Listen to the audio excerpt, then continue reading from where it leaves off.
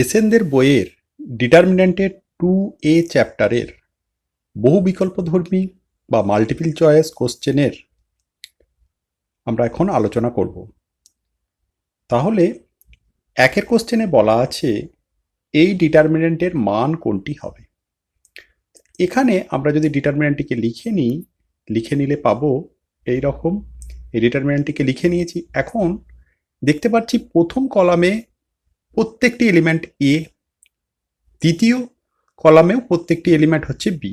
তাহলে এই আমরা বলেছিলাম যে কোনো একটি স্কেলার কোয়ান্টিটি দ্বারা যদি আমরা ডিটারমিন্যান্টকে গুণ করি তাহলে একটি রোকে গুণ হয়। তাহলে মনে করতে পারি এখানে যেন 1 1 ছিল, 3টি 1 ছিল, তাদেরকে আমি এ দিয়ে গুণ করেছি, অর্থাৎ এ কমন নিলে এখানে আবার 1 1 1 এসে যাবে, এখানে এ কমন হয়ে যাবে। ঠিক একইভাবে বি কমন নিলে এখানেও 1 1 1 হয়ে যাবে। তাহলে আমি ডিটারমিন্যান্টটিকে এইভাবে লিখলাম, এ ইন্টু বি ইন্টু এই ডিটারমিন্যান্টটি। একটু লক্ষ্য করলেই দেখা যাবে এখানে এই কলামটি ও এই কলামটি একই। এটিও একটি প্রপার্টি ছিল যে কোনো ডিটারমিন্যান্টের যদি দুটি রো বা দুটি কলাম যদি অভিন্ন হয় তাহলে তার মান হয় 0। তাহলে আমরা এর মান পেলাম কত? 0। তাহলে আমাদের উত্তর হয়ে গেল সি এর উত্তরটি ঠিক। পরের প্রশ্নটিতে এখানে এটিকে এক্সপ্যান্ড করা আছে, তার থেকে আমাদেরকে ডিটারমিন্যান্ট ফর্মে লিখতে হবে। এখানে নির্ণায়কের আকারে লিখতে বলেছে, কিন্তু এখানে দেখতে পাচ্ছি ম্যাট্রিক্স ফর্মে দেওয়া আছে। এগুলি অ্যাকচুয়ালি ম্যাট্রিক্স নয়, এগুলি ডিটারমিন্যান্ট ফর্মে উত্তরগুলি থাকতে হতো। তাহলে এটিকে কিভাবে আমরা সমাধান করতে পারি? তাহলে প্রথমে যেটি দেওয়া আছে লিখে নিলাম। এখন আমরা এক্সপ্যান্ড করার সময় দেখেছিলাম কি এই এলিমেন্টটি হয় প্লাস, এখানে হয় মাইনাস, এখানে আবার হয় প্লাস। তাহলে প্রথমে আগে আমি এখানে মাইনাস করে নিচ্ছি। মাইনাস করে নিলে কি করতে হবে? এখান থেকে মাইনাস কমন নিতে হবে। তাহলে এখানে ছিল y3 মাইনাস y1, এখানে হয়ে গেছে y1 মাইনাস y3। বাকিটি একই রকম আছে। তাহলে এটিকে ডিটারমিন্যান্ট ফর্মে কিভাবে লিখতে পারি? যেন প্রথম রোয়ের এলিমেন্টগুলি হবে x1 x2 x3, আর আগে লিখে নিই, এবং সেকেন্ড রো আর থার্ড রোয়ের এলিমেন্টগুলিকে আমি যদি এইভাবে লিখি y1 y2 y3 1 1 1, তাহলে যেন এটিকে এক্সপ্যান্ড করলে এই রেজাল্টটি ঘুরে পাচ্ছি। তাহলে এটিকে কিভাবে ভাবছি, এখানে y2 y3 আছে, তাহলে এখানে y2 y3 লিখেছি, এখানে 1 1। তাহলে ভাঙার সময় আমাকে এইভাবে ভাঙতে হবে, y2 ইন্টু 1 মানে y2 মাইনাস y3 ইন্টু 1। ঠিক একইভাবে এখানে মাইনাস x2 এসেছে, এখানে কি হবে? এখানে এই এলিমেন্ট ইন্টু এটি মানে y1 মাইনাস y3 ইন্টু 1 মানে মাইনাস y3। ঠিক একইভাবে x3 ইন্টু এখানে y1 into 1 minus y2 into 1। তাহলে এখানে সেটি লেখা হয়েছে। তাহলে এই ডিটারমিন্যান্ট, এই এক্সপ্যান্ড ফর্মটিকে আমি ডিটারমিন্যান্ট ফর্মে লিখলাম, কিন্তু কোনো উত্তরের সাথেই কিন্তু আমার ম্যাচ করছে না। এখন এখানে ফার্স্ট রোয়ের এলিমেন্টগুলিকে যদি দেখি x1 x2 x3, উত্তরেতে x1 x2 x3 কিন্তু কলাম বরাবর আছে, তাই এটিকে আমাকে রো আর কলামে ইন্টারচেঞ্জ করতে হবে। এখন রো ও কলামে ইন্টারচেঞ্জ করার প্রপার্টি কি ছিল? কোনো নির্ণায়কের সারিগুলিকে ও স্তম্ভগুলিকে যদি পারস্পরিক স্থান বিনিময় করলে নির্ণায়কের মানের কোনোরূপ পরিবর্তন হয় না। তাহলে আমরা রোকে কলামে, কলামকে রোয়েতে চেঞ্জ করতে পারি। চেঞ্জ করলে ডিটারমিন্যান্টটিকে আমরা এই ফর্মে লিখতে পারি। তাহলে প্রথম রোটি হয়ে গেছে প্রথম কলাম, দ্বিতীয় রো দ্বিতীয় কলাম, তৃতীয় রো তৃতীয় কলাম। তাহলে এই ডিটারমিন্যান্টটি এখানে যদিও এটি ম্যাট্রিক্সে, আমি পূর্বেই বলেছি এটি ম্যাট্রিক্স হবে না, এটি ডিটারমিন্যান্ট হবে। তাহলে এই ডিটারমিন্যান্টের সঙ্গে সেম, অর্থাৎ অপশন বি আমাদের এখানে সঠিক।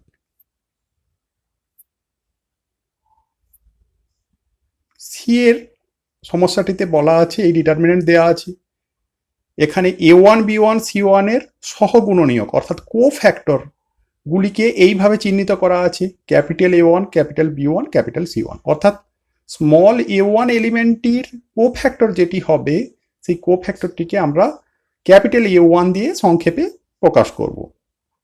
তাহলে এখানের মধ্যে এই ডেল্টা বা ডিটারমিন্যান্টটির ভ্যালু কোনটির সাথে ম্যাচ করবে। এখন আমরা যদি একটি বিষয়টিকে দেখে নিই, তাহলে আমরা পড়েছিলাম যে এই ডিটারমিন্যান্টটিকে এক্সপ্যান্ড করলে এইরকম লেখা যায়। এখানে এটিকে আমরা যদি কোফ্যাক্টর দ্বারা প্রকাশ করি তাহলে কীরূপ দেখতে হবে অর্থাৎ কোফ্যাক্টর A11 এর কোফ্যাক্টর এটি, তাহলে এই ডিটারমিন্যান্টটিকে আমরা ক্যাপিটাল A11 হিসাবে লিখতে পারি। আবার মাইনাস ও এই ডিটারমিন্যান্টের গুণফলটিকে আমরা কি বলতে পারি, A12 কোফ্যাক্টর, তাই A12 ইন্টু ক্যাপিটাল A12, এটিকে এইভাবে লেখা যায়। অর্থাৎ কোনো রো বা কলামের এলিমেন্টগুলিকে তার কোফ্যাক্টর দ্বারা গুণ করা ও তাদের মধ্যে যোগ করে নিলেই আমরা ডিটারমিন্যান্টের ভ্যালু লিখতে পারি। তাহলে সেটি যে কোনো রো বা যে কোনো কলাম ধরেই হতে পারে। আমি এখানে এটি ফার্স্ট রো ধরে ডিসকাস করেছি। এখন এখানে আমরা যদি দেখি প্রথম অপশনটিতে এখানে A2 B2 C2 অর্থাৎ A2 B2 C2 মানে সেকেন্ড রো ধরে এক্সপ্যান্ড করা আছে, কিন্তু A2-র কোফ্যাক্টর কি হবে, ক্যাপিটাল A2 হওয়া উচিত ছিল, B2-রও হওয়া উচিত ছিল ক্যাপিটাল B2, কিন্তু তাহলে এ অপশনটি সঠিক নয়।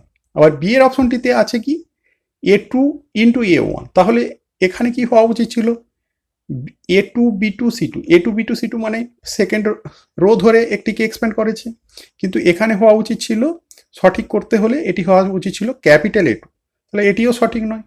ঠিক একইভাবে সি এর অপশনটিও সঠিক নয়, কিন্তু ডি এর অপশনে C1 তার কোফ্যাক্টর ক্যাপিটাল C1 গুণ করা আছে যুক্ত C2 তার কোফ্যাক্টর ক্যাপিটাল C2, এখানে এক্সপ্যান্ড করা আছে থার্ড কলাম ধরে, plus C3 into capital C3, এইভাবে এক্সপ্যান্ড করা আছে।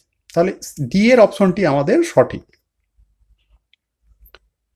4-এর প্রশ্নে বলা আছে নিচের প্রদত্ত বিবৃতিগুলির কোনটি সত্য।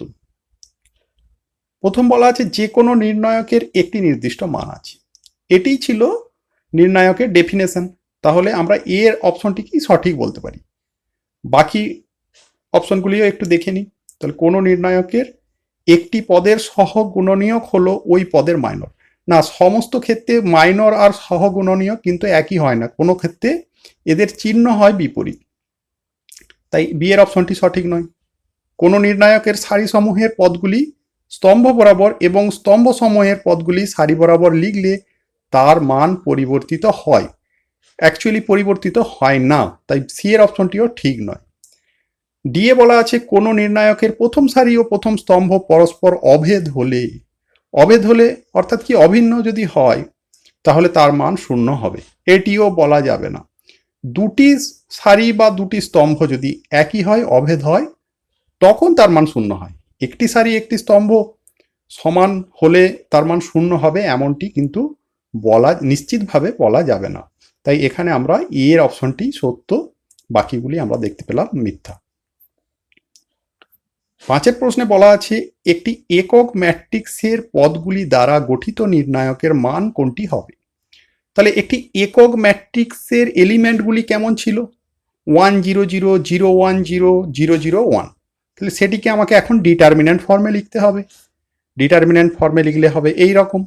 এখন এটিকে আমরা যদি এক্সপ্যান্ড করি তাহলে এক্সপ্যান্ড করলে আমরা এর ভ্যালু পাবো কত, 1, কেননা এখানে এই দুটি এলিমেন্ট কি আছে, 0, আমি প্রথম রো ধরে এক্সপ্যান্ড করেছি, তাহলে 0 ইন্টু যাই হোক না কেন 0 হয়ে যাবে, শুধুমাত্র 1 ইন্টু এখানে কি পাবো 1 ইন্টু 1 1 মাইনাস 0 ইন্টু 0 0, তাহলে এই ভ্যালুটি 1 পেলাম, অর্থাৎ গোটা ডিটারমিন্যান্টের ভ্যালু পেলাম 1, তাহলে আমাদের এ এর অপশনটি সঠিক।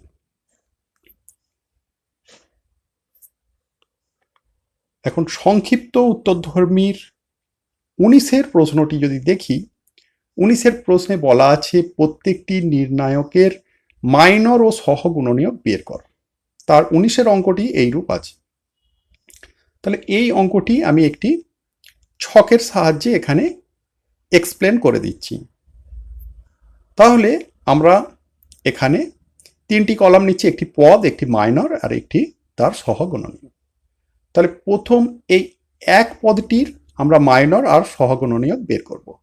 তাহলে এক পদটিকে আমরা এখানে চিহ্নিত করলাম, এই এক পদটির মাইনর কি হবে, এক বাদ দিয়ে বাকি যে এলিমেন্টগুলি পড়ে থাকবে তাদেরকে আমাকে ডিটারমিন্যান্ট ফর্মে লিখতে হবে। আবার এটিকে ভাঙলে কি হয়, বি ইন্টু এ বি মানে A B square minus C into C A, অর্থাৎ A C square. A C square এখান থেকে এ কমন নেওয়া যেতে পারে, কমন না নিলেও কোনো অসুবিধা নেই। আর এর সহগুণনীয়কও একই হবে, যেহেতু এখানে কত, এটি 1 নম্বর রো 1 নম্বর কলাম, অর্থাৎ -1-এর আমি আগেও বলেছি এখানে হয় প্লাস সাইন, এখানে মাইনাস, এখানে প্লাস, এখানে মাইনাস, এখানে প্লাস, এইভাবে আমাদের সাইন নিতে হবে সহগুণনীয়কের ক্ষেত্রে। 2 নম্বর পদ অর্থাৎ এ এর ক্ষেত্রে কি পাবো, এ এর ক্ষেত্রে আমরা যদি দেখি এর মাইনর কি পাবো, এখানে কলাম বরাবর 1 1 আর এখানে C A O A B.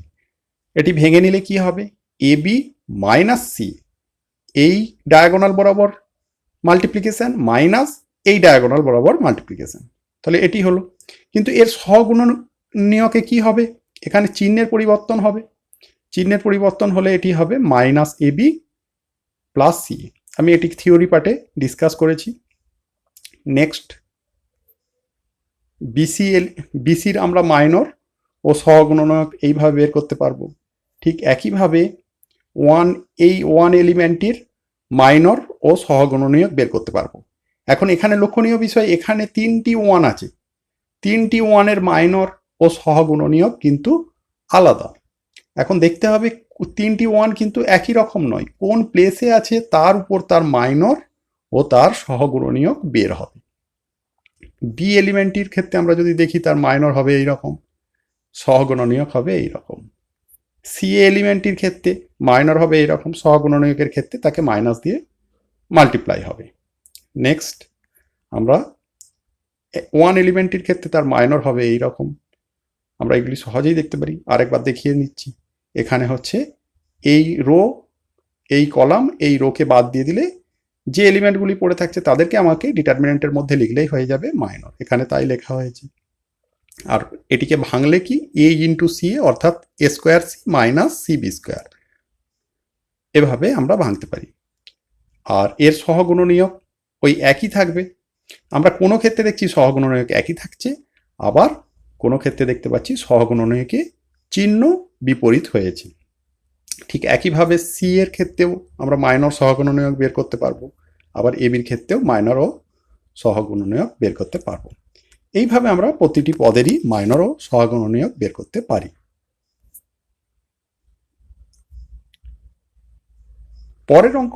পরের অঙ্কটি হলো দীর্ঘ উত্তরধর্মীর একের অঙ্কটি।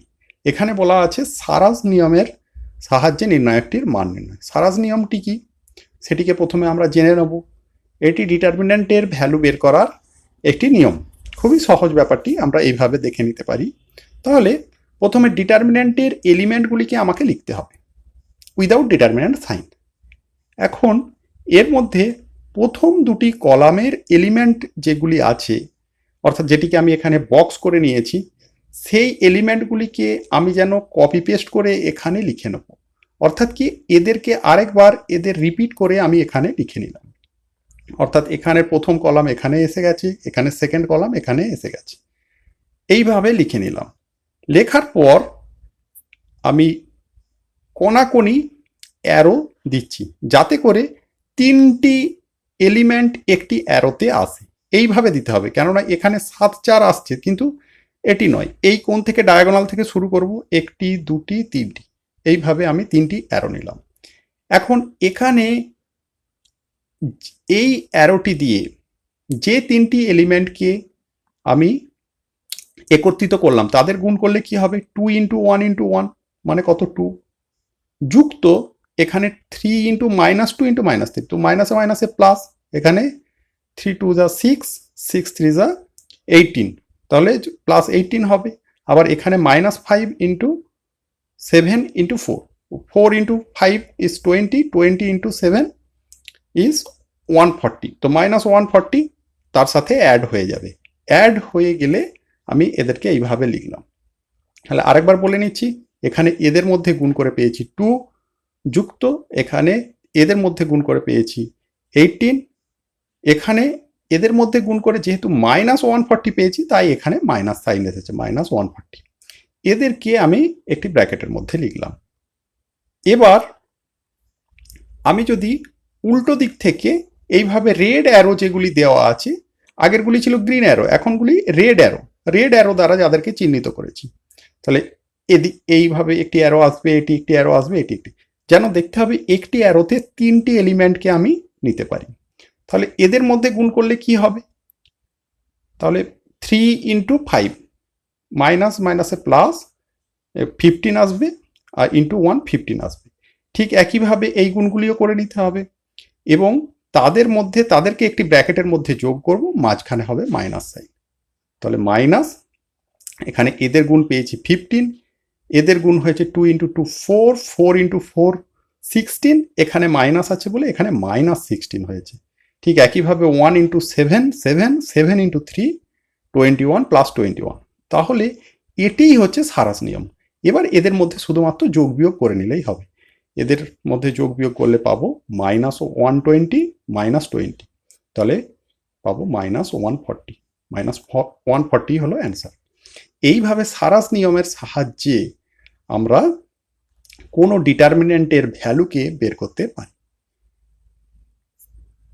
2 অঙ্কটিতে দেওয়া আছে -1 ≤ x <0, 0 ≤ y <1, 1 ≤ z <2 হয়, তবে নিচের নির্ণায়কটির মান নির্ণয় করার কথা বলা আছে। এই অঙ্কটি কিভাবে করতে পারি, তাহলে আমার এই নির্ণায়কটি দেওয়া আছে।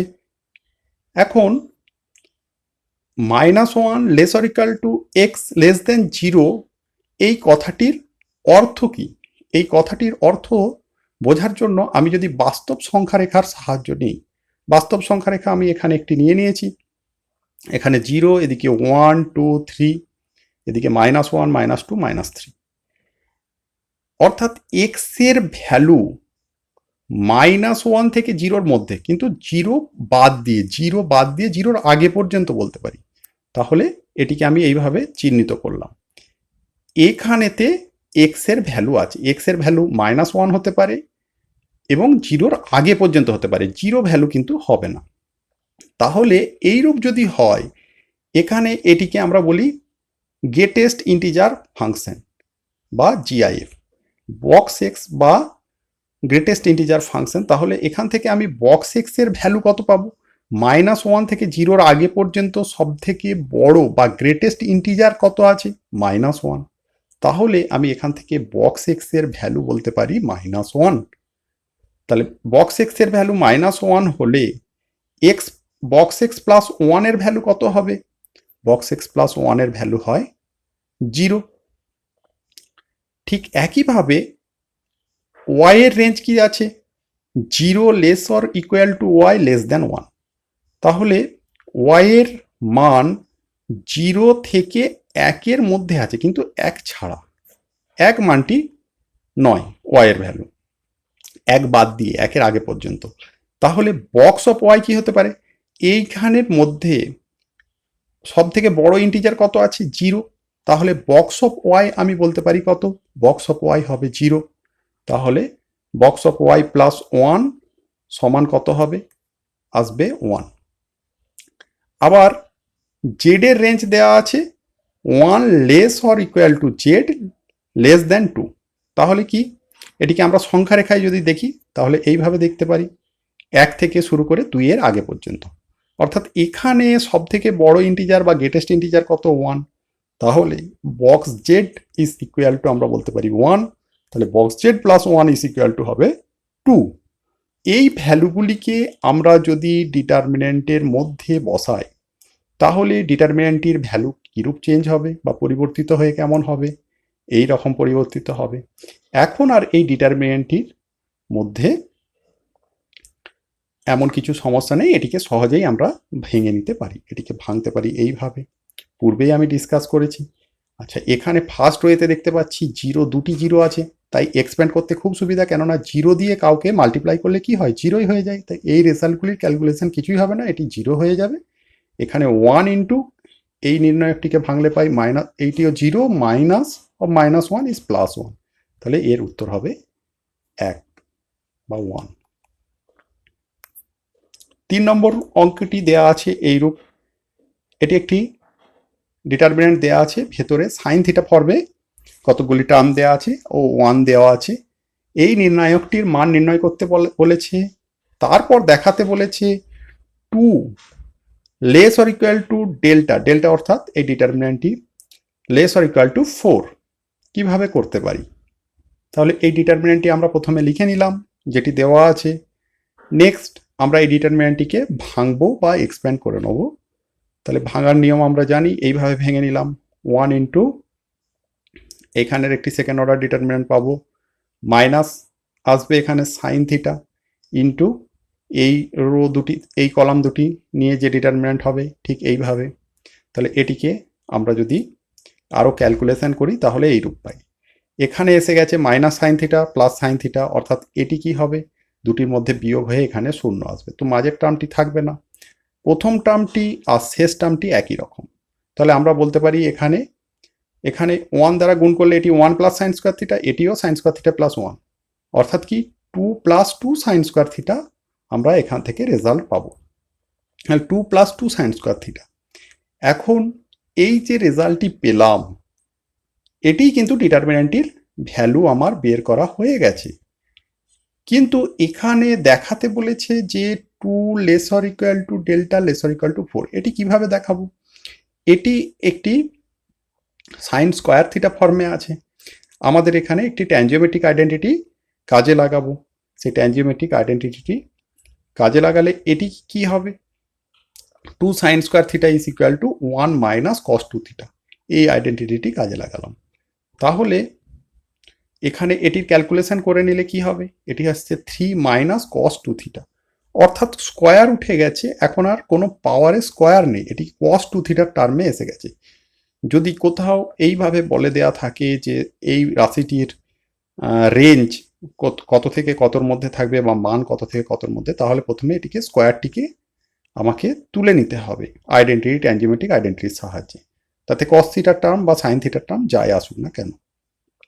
এখন এটিকে রেঞ্জ কিভাবে বের করতে পারবো না, আমরা জানি কস অফ যে অ্যাঙ্গেলই থাক না কেন বা সাইন অফ যে অ্যাঙ্গেলই থাক না কেন সেটির রেঞ্জ -1 থেকে +1 এর মধ্যে হয়, অর্থাৎ cos 2 থিটার রেঞ্জ কি হবে, -1 থেকে +1 এর মধ্যে। সেটিকে আমরা এইভাবে লিখে নিতে পারি, -1 less or equal two cos 2 theta less or equal to 1। এখন এখানে কি আছে,